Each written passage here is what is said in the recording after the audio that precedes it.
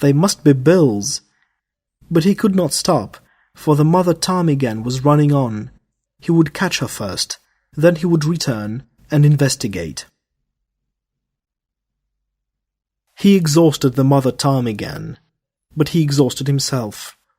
She lay panting on her side. He lay panting on his side 12 feet away, unable to crawl to her. And as he recovered, she recovered, fluttering out of reach as his hungry hand went out to her. The chase was resumed.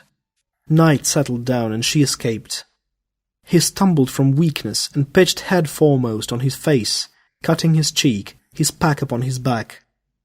He didn't move for a long while, then he rolled over on his side, wound his watch, and lay there until morning. Another day of fog. Half of his last blanket had gone into foot wrappings. He failed to pick up Bill's trail. It didn't matter. His hunger was driving him too compellingly. Only he wondered if Bill too were lost. By midday the irk of his pack became too oppressive.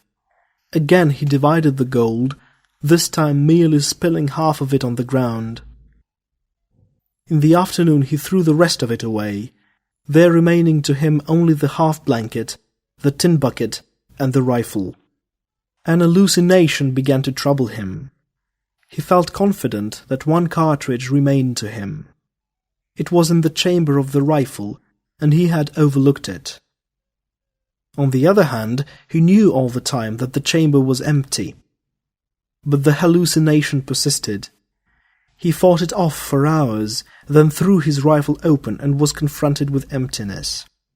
The disappointment was as bitter as though he had really expected to find the cartridge.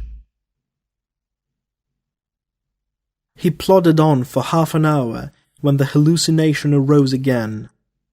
Again he fought it, and still it persisted, till for very relief he opened his rifle to unconvince himself. At times his mind wandered farther afield, and he plodded on, a mere automaton, strange conceits and whimsicalities gnawing at his brain like worms.